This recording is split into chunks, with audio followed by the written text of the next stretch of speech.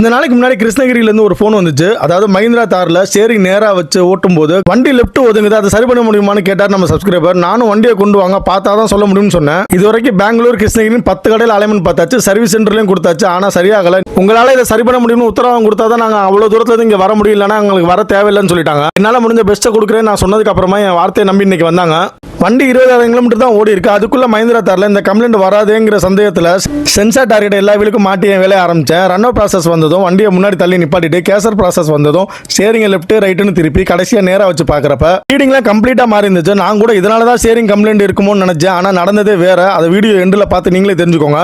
Camera adjust பண்ண வேண்டிய காரணத்தால் நான் ஸ்டேரிங்கை நார்மலாக லாக் பண்ணி இன்ஜினை ஆஃப் பண்ணிட்டேன். இங்கே முன்னாடி இருக்கிறது கேமரா அட்ஜஸ்ட் பண்ணக்கூடிய லோவர் ஆம் போல்ட், இங்கே பின்னாடி தெரிகிறது கேசர் அட்ஜஸ்ட் பண்ணக்கூடிய லோவர் ஆம் போல்ட். இந்த வண்டிக்கு மாறி இருக்கிற கேமரா ரீடிங்கை சரி பண்ண முன்னாடி இருக்கிற போல்ட்டை லூஸ் பண்ணி வச்சுட்டு பிறகு ரீடிங்கை சரி பண்ணி கொண்டு வந்தேன். அடுத்ததா மறுபக்கமும் அதே மாதிரி லூஸ் பண்ணி கேமரா அட்ஜஸ்ட் பண்ணி ரீடிங்கை சரியாக கொண்டு வந்துட்டேன். இப்போ கேமரா ரீடிங் 2 பக்கமும் சரியாயிடுச்சு. அடுத்ததா லெஃப்ட்ல டோ ரீடிங் ரொம்ப மாறி இருந்துச்சு. அதனால டோ ரீடிங்கை சரி பண்ண என்ட்ராய்டு நட் அட்ஜஸ்டபிள் ஸ்பானர் போட்டு லூஸ் பண்ணி 2 பக்கமும் ரீடிங்கை சரியாக கொண்டு வந்து நிப்பாட்டிட்டேன். அடுத்ததா லூஸ் பண்ணி வச்சிருந்த கேமரா போல்ட்டை ஹெல்ப்பர் உதவியோட ஃபுல் டைட் வச்சுட்டேன். இந்த முறை வண்டியை ஸ்டார்ட் பண்ணி ஸ்டேரிங்கை நல்லா 2 பக்கமும் ஷேக் பண்ணி நேராக வச்சு அதை ஆடாம அசையாம இருக்க லாக் பண்ணிட்டு இன்ஜினை ஆஃப் பண்ணிட்டேன்.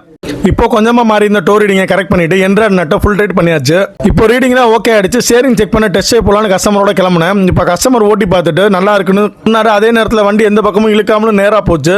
ஆனா உண்மையிலே நான் 2 தடவை வண்டியை உள்ள ஏற்றி போராடி இதை சரியா கொண்டு வந்தேன். அதுக்கு என்ன காரணம்னா கஸ்டமர் ஸ்டேரிங் கவர் போடுறதுக்காக கார் அக்சசரிஸ்க்கு கொண்டு போனப்ப ஸ்டேரிங்கை வண்டியை ஸ்டார்ட் பண்ணாமலே போட்டு மல்லு கட்டி திருப்பிருக்காங்க. இப்படி பண்ணதால தான் ஸ்டேரிங் கிராஸ் வந்து எல்லாரையும் பாடாப்படுத்திருச்சு. இப்போ எப்படியோ எல்லாம் சரியாயிடுச்சு. கஸ்டமர் ஊருக்கு போனதுக்கு அப்புறமா வண்டி நல்லா இருக்கான்னு ஃபோன் பண்ணி கேட்டு அதை கன்ஃபார்ம் பண்ணிட்டேன். ஸோ மக்களே தயவு செஞ்சு இந்த மாதிரி புது வண்டிக்கு ஸ்டேரிங் கவர் போடும்போது கூடவே இருங்க. யாராவது காரை ஸ்டார்ட் பண்ணாம ஸ்டேரிங்கை திருப்பினா அவங்களுக்கு அப்படி பண்ணக்கூடாதுன்னு சொல்லி புரிய வைங்க. ஓகே ஃப்ரெண்ட்ஸ், இந்த தப்பை எத்தனை பேர் உங்க காரில் பண்ணி இந்த பிரச்சனையை ஃபேஸ் பண்ணிட்டு இருக்கீங்கன்னு கமெண்ட் பண்ணுங்க. அப்படியே நம்ம வீடியோவுக்கு ஒரு லைக்கை போட்டு நம்ம சேனலை மறக்காம சப்ஸ்கிரைப் பண்ணிருங்க.